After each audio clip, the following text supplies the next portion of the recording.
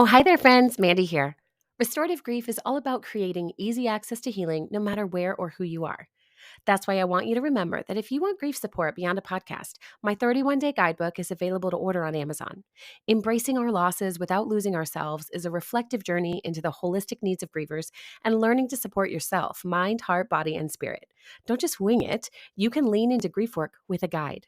The link for the book and more are available in the show notes, and as always, you can reach out with questions. But for now, let's get on to this week's episode. Welcome back to Restorative Grief with Mandy Capehart. You are listening to episode 171, titled Let's Honor Sibling Loss with Annie Sklaver Orenstein.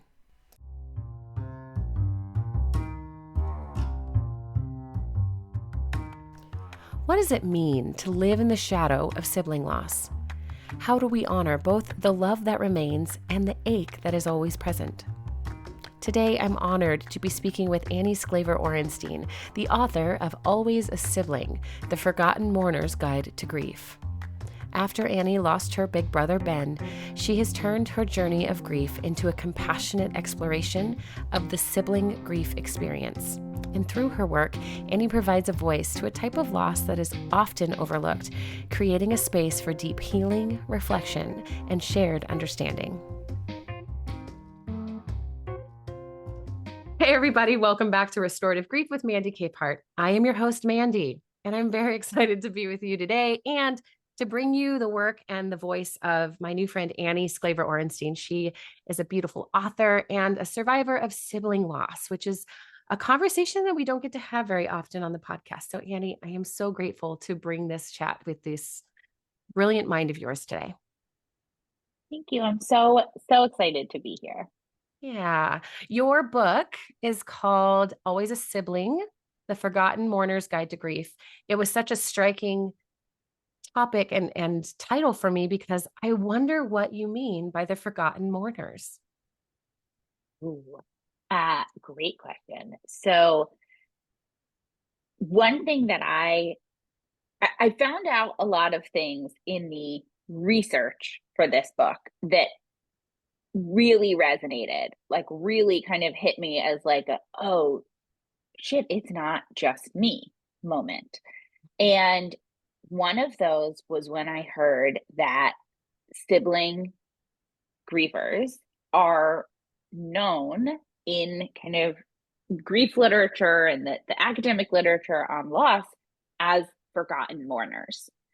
And it is because there just isn't, I mean, it's exactly what it sounds like, right? There just isn't that like focus or attention. It is the least researched type of familial loss and bereavement. Basically every academic study on sibling loss ends with, it has significant negative implications on the surviving sibling's life, and more research is needed. Period. And then there isn't more research, Wow. and there is just this kind of understanding in this literature, at least, that sibling grievers are the forgotten ones. And when I learned that, I had this, first of all, I immediately knew what they meant. When it said, siblings are known as the forgotten mourners, Yeah. I thought like, man, I could not have come up with a more concise way to describe it if I tried. Mm-hmm. And it also felt like, wait, so you all knew this whole time? And like, why aren't we talking about this? Why didn't I know this? And so there were a lot of things, a lot of the book is facts that I learned that were so helpful for me, that made me feel less alone. And I just thought, I think, maybe this will help someone else feel less alone also. Mm-hmm.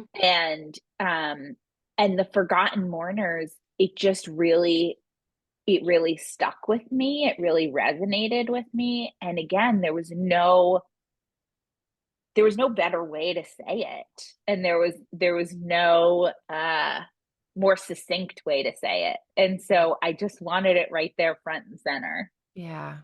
Yeah, that resonates so much with me too. I mean, obviously, I haven't had sibling loss, but I remember starting to look for grief resources when I got serious about needing to learn how to grieve or what it meant to experience grief, and it felt like there was no resource that truly resonated. And so I wonder too if that's part of what led you. I mean, as a qualitative researcher, it's a very different life that you lead when it comes to writing and collecting stories. So how did collecting stories that were so personal for others and personal to you kind of shift how you approach the work itself and the book that you wanted to create for this forgotten demographic? Originally, the concept for this book was much more memoir. It was much more, my story and Ben's story, because my brother, Ben, who died, was killed in Afghanistan, and he was an avid diarist, journaler. So he left behind a lot of journals from throughout his life. And so the original kind of concept for the book was his story told from through his words of the end of his life, and then my story of the loss and the aftermath. And publishers basically came back and said, you are right that there is a hole and there is not a book for sibling mourners, and we would we would be interested in you writing that book, but this isn't that book. Mm. The book we're interested in is a book on sibling loss, not this, kind of diary memoir thing. And we got that feedback pretty consistently. And I remember saying to my agent, like, no, I'm not, like, in my most cynical moment, I was like, what am I going to do? Write a book that's like 10 ways to get over your dead brother? Like, that doesn't exist. Like, it's impossible. And who am I to write that book? Like, what are they even talking about? And the more I thought about it, I have this very strong memory in the kind of immediate aftermath of Ben's death. I went looking for a book that would help me. And I went to the biggest bookstore I could find, and I was looking everywhere. And I remember looking through the table of contents and looking through the index for the word sibling, Mm. just looking for something that would speak to siblings, because it was, everything I found was about losing a parent, a child, a partner, all terrible losses, but none were the loss I was experiencing. And I couldn't find anything. And so I started to think about it more like, could I write the book that I needed? You know, because I did go looking for this book that we're all talking about, and could I write that book? And I knew that my experience was very unique in that, my brother and I got along very, very well. We were very close. We did not experience a traumatic childhood. And his death, because he was killed in Afghanistan, he came home a hero. And there's this, outpouring of community support, which is not what happens, and not the experience that siblings have when they lose a sibling to addiction or Mhm. to mental health challenges. And so I knew that I could not write a universal book on sibling loss, because I felt like my experiences were too specific. But I'm a researcher. And if there's one thing I know how to do, it's interview people and collect their stories. And so I ended up kind of developing a concept for a book that would be heavily informed by my own primary research and by surveying and interviewing siblings, very much, being very intentional about hitting on all of these different experiences, and older siblings and younger siblings and siblings who didn't get along and different causes of death. And it was really my experience and expertise as a researcher that allowed me to do that. Mhm. and I think allowed me to approach the book in a different way than a lot of grief books, because like I'm not a therapist. I'm not a mental health professional. I am a girl who lost her big brother, who knows how to do research and knows how to interview people, and how to weave those together into a story. And so that's what it turned into. And I love it too. I think that your expertise as a researcher actually lends such a unique story characteristic to your book. As I was reading through it, I was so struck as someone who has a background in journalism and anthropology as well. I love the stories of people. And so I was enjoying every piece, thinking like, this is what makes sibling loss so unique. This is the stuff, Mm-hmm. these stories, these details that make it easy to overlook because we think, oh, they've got each other. They've got, their friends and families, they'll be fine. It's the parents who are really suffering. It's the grandparents who've lost a grandchild. There is such a unique characteristic in losing a sibling. What is one of the things that you experienced in your story, or even that was a common thread through the interviews, that you want people to understand about sibling loss that makes it so challenging to navigate? There are two things that come to mind. The first is that our siblings, kind of biologically, naturally, our siblings should be our longest relationship. Mm. They enter our lives before any kind of, adult partner, and they survive with us past the death of our parent. So it should be our longest relationship. And there's something like very ingrained biologically about that I found interesting, where time and time again, people used terms like, I felt like a part of me had died. I felt like I lost a limb. And these were even people who weren't close with their siblings. Um, and for a lot of people, it really kind of impacted their own sense of mortality, because there is an assumption that I will grow old with my sibling. We will be old together. We will continue through life together. And so if they're gone, that means I'm going to die. And it was interesting because in multiple interviews, people said, after my sibling died, I thought I would die very shortly after.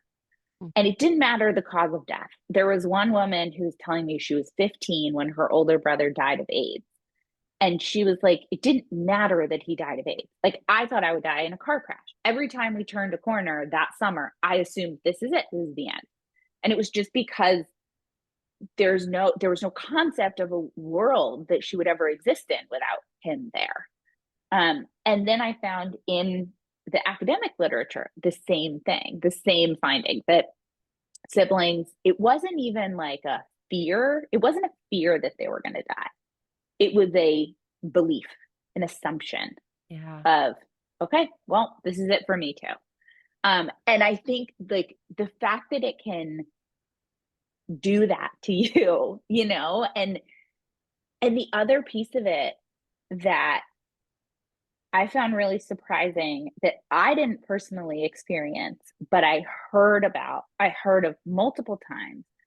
And I thought it was interesting because people who did not know each other used the exact same words, but there were a lot of people who said it felt like a loss that happened to my mother. Mm. Because the parents were, get all of the attention and all of the focus and all of the energy. And in some cases, it's years later before you kind of wake up and say, oh my God, I lost someone too. Yeah. And that was really interesting for me to hear, especially because people kept even just expressing it the same way, and using the same word, but it felt like something that happened to my mother, which explains why bereaved siblings experience increased rates of prolonged grief disorder and delayed grief, and all of these, types of grief that are longer lasting, that are kind of drawn out or delayed in some way, because initially the loss is not theirs at all. And then at some point they wake up and realize, oh shit, I haven't grieved.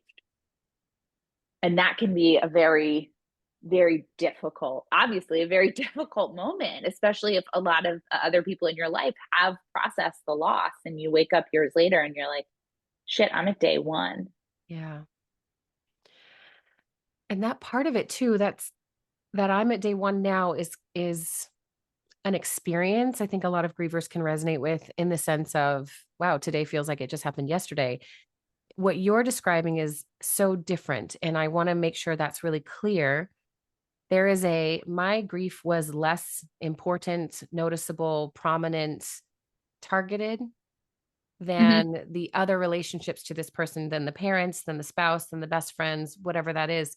And I will echo what you're saying too. As practically speaking, I have clients I've worked with and friends I know who have lost siblings who will say the same thing. Oh yeah, my brother died, but his partner was, we've been taking care of them and we've been working really hard, and my mom's been really down about it, and so we've been showing up. My work then comes in to say, like, well, what about you? When do you get to decide that this is also your loss to grieve? And I think that is an incredibly interesting piece that you touched on in another way in your book too. You talked about guilt and shoulding language, which we say don't should Mm. on yourself all the time around here, but I have a keychain that says that. it's just perfect. We all need it. Stop shooting on me. Don't shoot on yourself. It just needs to be talked about more. But like the guilt rises up immediately in people when I have said, well, what about you? When do you get to grieve? What does that look like? How have you navigated in your experience of grieving, Ben, with that mindset, with the idea of should language, and how has guilt played a part in that? Whew. Um, Lighthearted questions. That's all. I have felt a lot of guilt.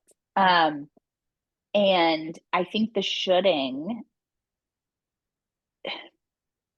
it's really hard. What's one of the things that's really, really hard about losing a sibling is that your parents are incapable of helping you the way you want to help.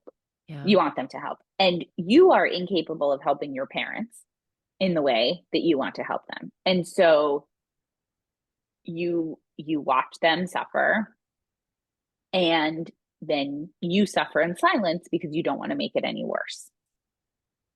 And there were times when, you know, when I felt guilty because my parents knew how much I was grieving, and because I knew that that caused them pain. And the last thing I wanted to do was cause them any additional pain.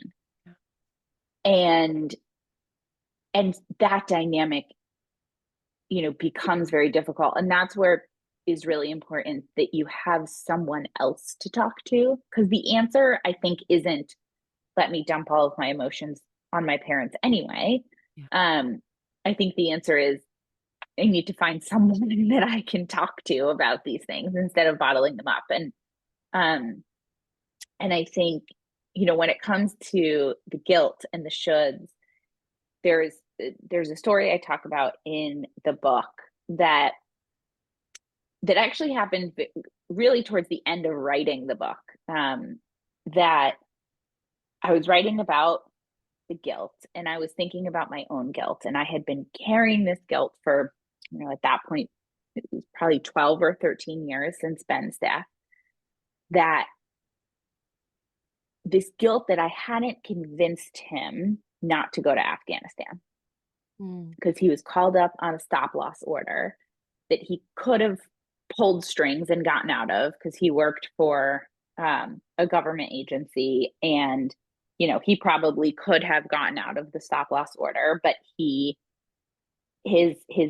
unit was going, and you know he felt responsible. He was in charge, and he wasn't going to send them and not go himself.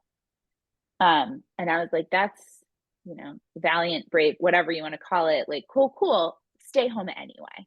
Like, be the coward. Don't go. Be whatever you want to call it, but Yeah. like, stay home anyway. And we all tried to convince him, and he went, obviously, anyway. And I carried a lot of guilt that I couldn't convince him to stay.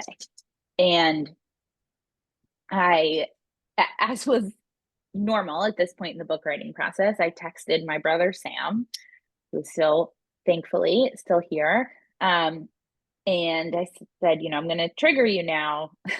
Do you feel guilty that we, and he said, feel guilty for what? Like, didn't, and I said that we didn't convince Ben to stay, that he went anyway. And Sam was like confused by my question. It was so far from anything he had thought, and he was like, no, we never had that power. We were never going to be able to convince him to stay. Like he was an adult. He had made a decision. He humored us, and Sam said, I wouldn't have gone, but he was always going to go. There was nothing we could do. And I was like, so you haven't been guilty at all this whole time? And No, he just was me, like, just me, just me, just right, me. Okay, just right. me. Got it. He was like, no, have you been Yeah. carrying this around this whole time? And I was like, sure Oh. have. And I told my mom this story, and my mom said, I've had that conversation with your father. And he says the same thing. We couldn't have convinced him to stay, but I still feel guilty about it. And Mm. it was, I mean, first of all, this light bulb moment of like, I can't believe it took me 12 years to ask Sam this question, because if he had told me this a decade ago, maybe it wouldn't have resonated, but maybe it would have, and it would have saved me a lot of guilt. Um, but it was also just such an interesting, like, as a researcher, kind of putting my researcher hat on, I was thinking, these were conversations, very similar conversations that we had with the exact same person on the exact same topic. And I walked away feeling guilty that I didn't do more. And Sam walked away feeling like I said my piece and he's going to make his decision and I don't have control over that. And the way that then impacted the next decade of our lives, it was very interesting to me that there were so many similarities, but we walked away with completely different takeaways from that. And it was just, I think that conversation was kind of the final thing that I needed to hear to release that guilt myself. But it creeps back every once in a while, as guilt does, and I think grief is hard because we can't control it, right? Like people say terrible platitudes like everything happens for a reason because they just want to like fix it and make it better. And I think a lot of the guilt is around things that like we couldn't fix or we couldn't make better. And most of those were out of our control to fix in the first place. But you want to believe that you have control over your life in those ways. And kind of grief teaches us that we don't.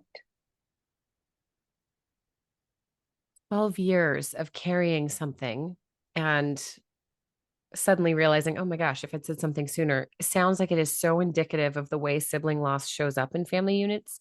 When I think Yeah. about this idea of delayed grief, and I certainly I've had my own experience where I'm like, wait a minute, you too, or just me in my own family with the loss of my mom, and even recently my cousin and lots of other people. But how how do you think back on the last 12 years and even going forward about finding a way to talk about the loss in the family? Because I know that every family, I'm going to confidently say that every family has someone that will resist the conversation, that doesn't want to bring it up, that just wants to bypass it or make a platitude to soften the blow. Mm-hmm. Instead of making some space and capacity for people to mourn together and lament and reconnect and even rejoice about the person's life when it's an appropriate time to do that. It's just such like a raw mix of people because we're all individuals. So I'm curious, in your experience, what can survivors of sibling loss do to make space for their own grief work in their family unit when maybe the siblings they have aren't supportive or available? Maybe they are grieving a sibling and have a secondary loss of estrangement from other siblings Mm-hmm. at the same time because of it, Mm-hmm. and in some horrible situations, a sibling loss tears the family apart. Mm-hmm. What has your experience been like, and what might you share with people who are in somewhat of a complicated situation around that from your research that could be helpful?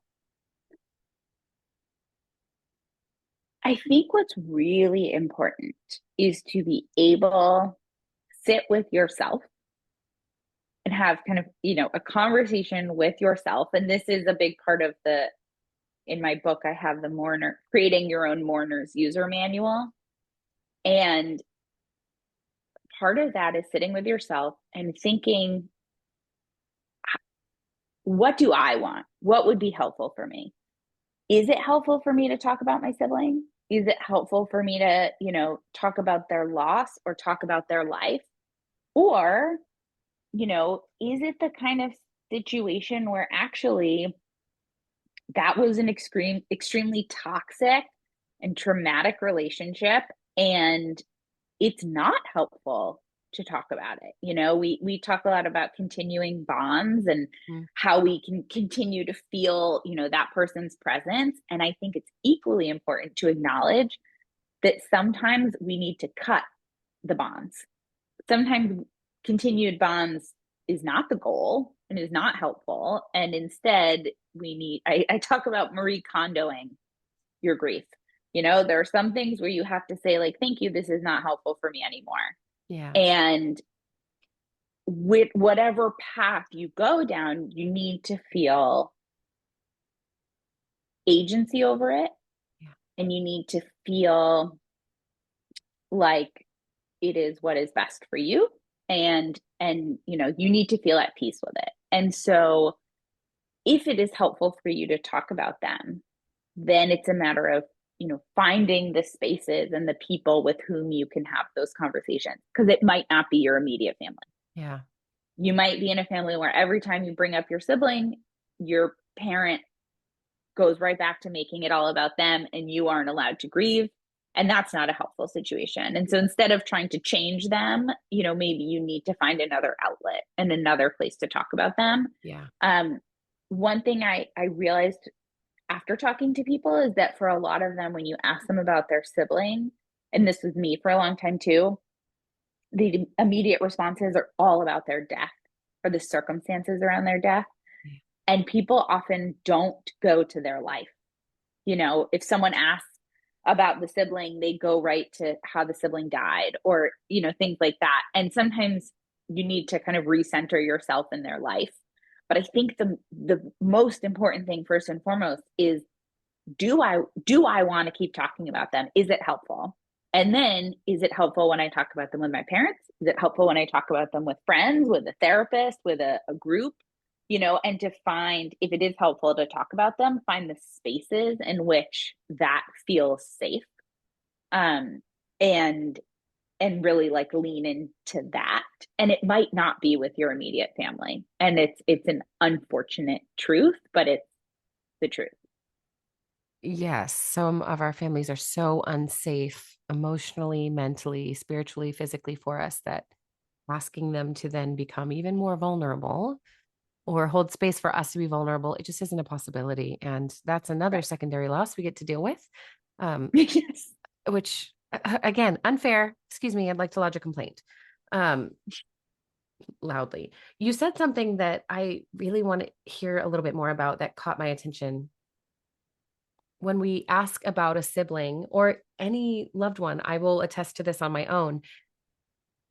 The immediate story that comes to mind, especially in the beginning stages of processing through and doing our grief work and finding what feels safe, what feels like security, what creates a sense of belonging with ourselves and our story, is the idea that I'm going to recount the details of their death and how I lost them, as opposed to I'm going to tell you what makes me feel embodied and in their memory and safe telling a story. And early in losing my mom, I couldn't think of anything but the circumstances of her death because it was somewhat convoluted and infuriating, and there was every emotion on the emotion wheel involved. And so I couldn't get to a story that felt like safety. I couldn't get to a memory that felt better. I think that's really typical. And so that idea, how long did it take you to get from tell me about Ben to a story of his life like the journals versus, oh, well, he went to Afghanistan against my demands and died in combat? It took a really, really long time. Yeah. With people who knew him, it was different. With people who knew him, we could talk about him, especially if like the other person brought up something. Um, but with new people, because the way the conversations go with new people, if they even get to asking about siblings, is do you have any siblings? Yes, I have two brothers, which once or twice I said one brother and then like cried It didn't for feel days right. and Yeah. I couldn't say one brother. So for me, I have to say two. So I would say, I have two brothers. Oh, what do they do? Where do they live? Right? Maybe there's a follow up question. And my brother Sam has a really fun job. So he's a TV writer. So sometimes if I start with that, it distracts people and they just go right down that, right? But sometimes it's like, oh, my brother Sam does this. Oh, and what about your other brother? Oh, okay. So how can I answer this question without his death? Right? Because the question is basically, what do they do for a living and where do they live? And the answer is, dead and dead. And so, Yeah. and so he was killed in Afghanistan. And I can't remember a single time when a follow-up question to he was killed in Afghanistan was, what was he like? Or, what did he do outside of the army or anything like that? The questions are, oh my God, it's, when or how are your parents? Or what, all of the follow-up questions are around his cause of death. And so your options are basically, you know, hide his existence and say you have one sibling, or be prepared to explain how he died with follow-up questions about how he died.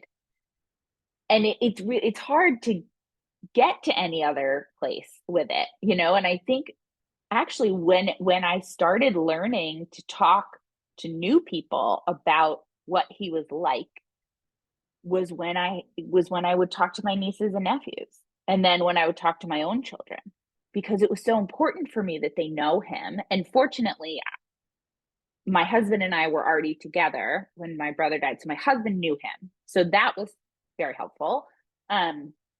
But my children didn't know him.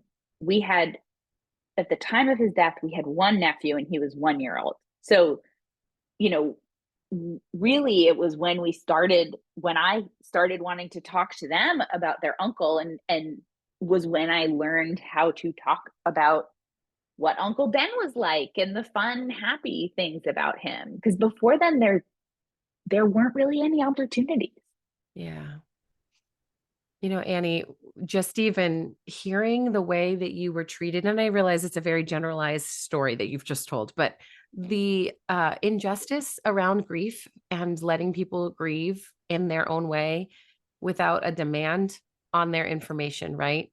The information, like my visceral self, I know you can see me right now, but like everything within me is vibrating so that I have to like recognize Annie is safe. Annie doesn't need me to defend. Annie doesn't need to shout down any overly curious people. But I will say this. One of the things when my mom died and things, the same question would come up. Oh, how did she die? How old were you? Oh my God, you were that young? I didn't know. I thought you were whatever. My response often is, well, she was a chef, but now she's very dead. So she's fertilizer. So she's half of her is in the Pacific Ocean, the other half is in my office. Like I am completely comfortable making it uncomfortable to make the point Yeah. of you don't get to ask me questions like that. You don't you Mm-hmm. don't get to do that. But socially, we don't understand the breadth of what we're really asking. And for grievers, this is something you described in your book too, that I would love for you to just unpack a little bit. the capacity in our mental space, it's not just brain fog. It is like someone's in there scraping the edges of our brain. So like the primer we put down to say, okay, sibling has died, and then I can build a new sense of self and a new understanding on top of that. And it's like someone comes through and scrapes that out, and we have that fresh revelation of, oh God, I'm grieving again. What do you want me to do? No, Mm-hmm. I don't remember all of the details about that. I mean, he died. I remember that. Does that satisfy your curiosity? In your book, you talked about how after learning of his death, that you went back to the last day that you had with him, trying to Mm-hmm. recount everything and like paint the memories in Mm-hmm. permanent ink so that you could remain and create meaning from that very seemingly ordinary last day. And I think that type of a story, even that piece of it, puts so much more vibrancy, both on your grief experience, but also on Ben's life. That Mm-hmm. for someone to say, how does he die? Nope. Ask me how he lived. Mm-hmm. And like one of the things that I found in the interviews as well was like people will ask things of siblings, of grieving siblings that they would not ask of a grieving parent. And so that, right. And so because they're like, they assume you're fine. And so they ask details, Yeah. right? People ask, if my mom says that one of her sons died, people don't, they're, I'm so sorry. They leave it alone. But siblings get asked all the follow-up questions. And so one of the things, on top of relearning your own identity, is that we learn this new language and we try out different ways of answering these questions we get over and over again, and we see how they go. So like there was someone I interviewed whose brother was murdered, Mhm. who said that if she says her brother died or that her brother was killed, it's a lot of sympathy. If she says my brother was shot, then she has gotten follow-up questions like, what did he do? Existed in a nation with weak gun laws. Do you have a follow-up question? See, I'm so confrontational, Annie. Exactly. Exactly. And so she was like, so I know how to answer that question because it goes from, him being a victim to him being him deserving it for some reason, For right? the And love it's of God. Yeah. people whose siblings, died from struggles with addiction and mental health, Yeah. similar kind of thing. And it's this, you have to learn, in addition to learning new tenses and referring to your siblings in the past tense and, learning all of these new things, you also then figure out, hey, people react to me differently based on how I answer these questions. And so it's a bit of code switching of like, Yeah. okay, here I'm going to say he died and here I can say he was killed, and here, like the amount of information you give and how you say it can really change from Yeah. conversation to conversation. Yeah, it's a bit of a performative identity where you have to decide, what do I want to offer this person? I sound confrontational now. I also know that people are really delicate.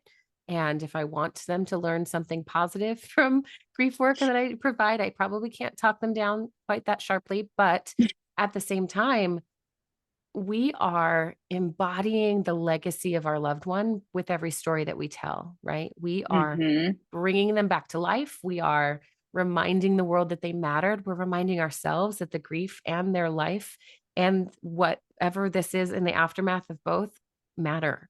So the way that we honor our own stories is so necessary to defend and to make space for, and to, like you said, know like how to answer the question that we're comfortable answering, and also even just preparing ourselves to say, oh, that's not something I want to talk about, Mm-hmm. without telling them to hush up. So I have one more question for you. I have 1,000 more questions for you, but what I'm going to say is you created this beautiful resource for people who have encountered sibling loss, and even though it is kind of a guide and walk you through it, especially with the mum, the mourner's user manual, which is such a great phrase and it's perfect. So if you're listening, you should buy her book and make yourself a mom. Um, but I'm curious. You did find something out there in the world that helped you with your grief work. Who are the authors and the people and the voices that were close for you as you were moving through other people's stories as in addition to your own? Hmm. I found kind of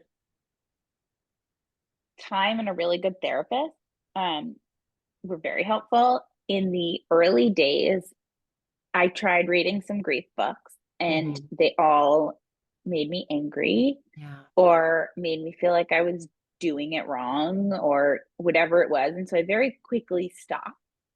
And it wasn't until I was thinking of writing my own book that I opened myself up again to reading grief books. And I found some really, really good books on grief. Okay, there were a few that really stood out. Grief is Love by Yeah. Marissa Renee Lee Yep. is amazing and had the best explanation of grief that I've ever seen or read or heard, which is that um, grief is unrequited, unconditional love. Mhm. And man, that one really hit. Mhm. Um, Unrequited, unconditional love. It's just perfect. It to me, it's the perfect description of grief and why I didn't want to let my grief go.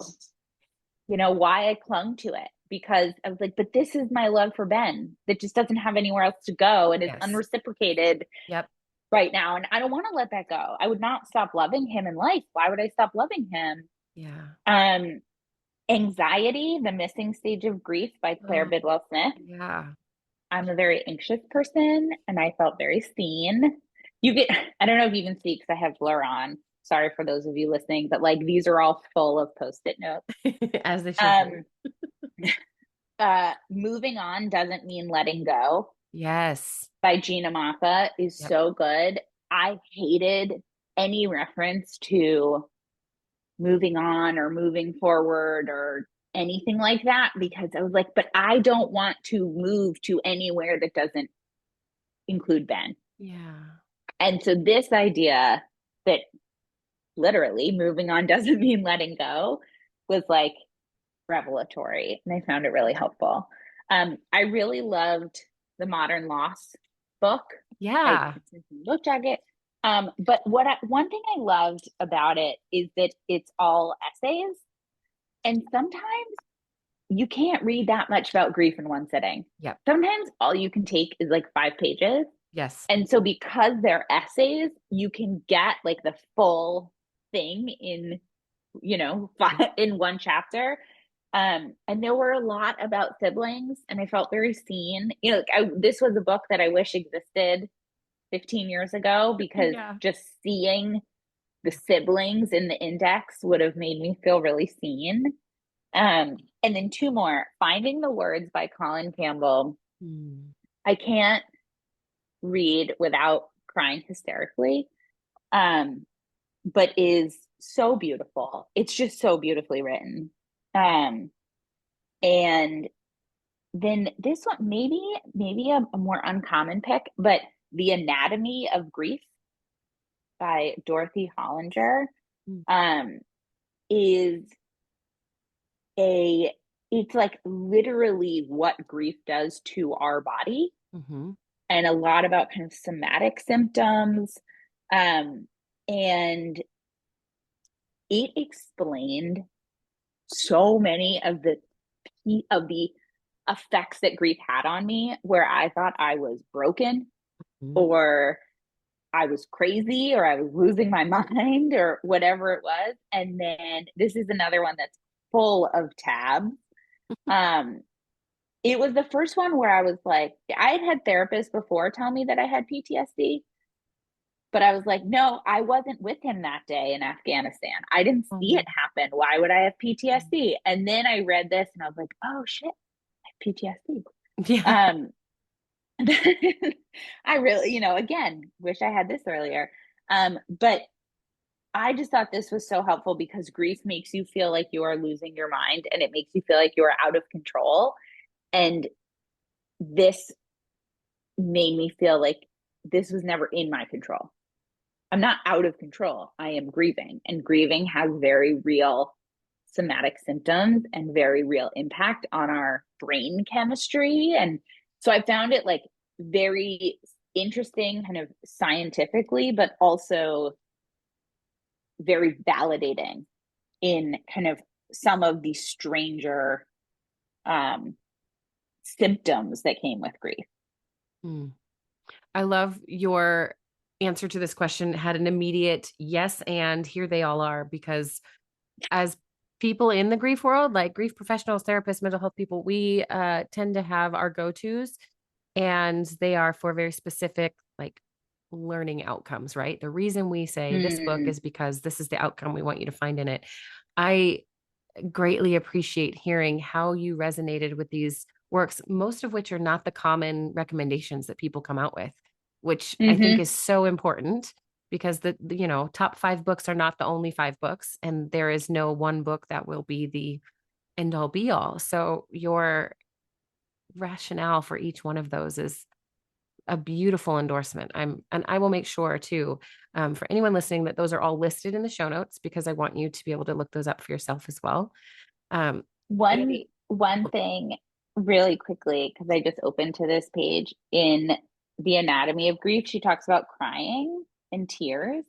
mhm. And I always felt very kind of out of control that I would start crying at inopportune times. Mm, Um, and she talks about how even elephants shed tears after the death of one of their own.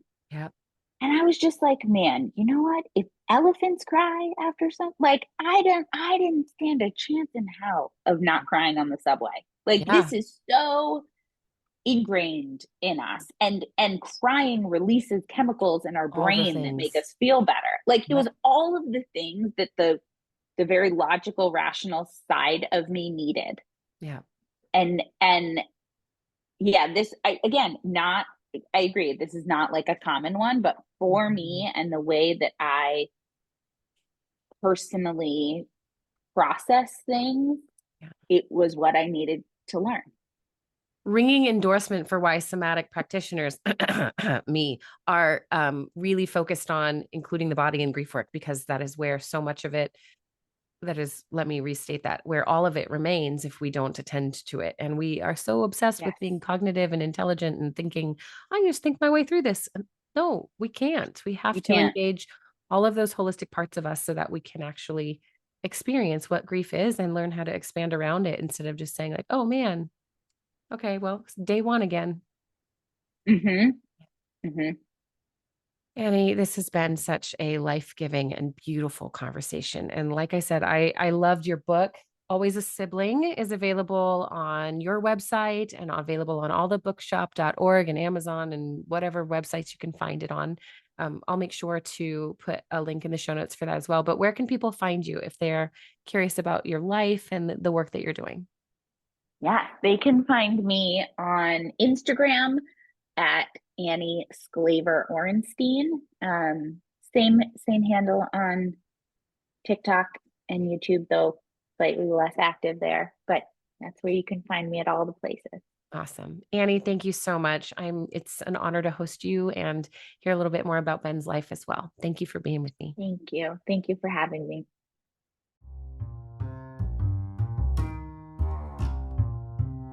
Thank you for listening to episode 171 of Restorative Grief. I am so grateful to bring more attention to this easily overlooked area of grief. Siblings get missed. No matter what age you are when you lose a sibling, it's easy to overlook yourself and prioritize supporting their children or their spouse, or even your parents if they're still around. Yet, as Annie's research clearly demonstrates, we have to make space for ourselves to grieve as well, with the intention and compassion we would offer anyone else, no matter how our grief shows up. If this has been your first time listening to the podcast, I hope it broadened your understanding of how much more we still have to learn about grief. At the end of the day, no one is really an expert, no matter what we say. So grieve. Express yourself. Explore what hurts and what helps, so when you are faced with another loss in your life or the life of someone you love, you are not the next expert, but you are available to be with them as they learn to heal too.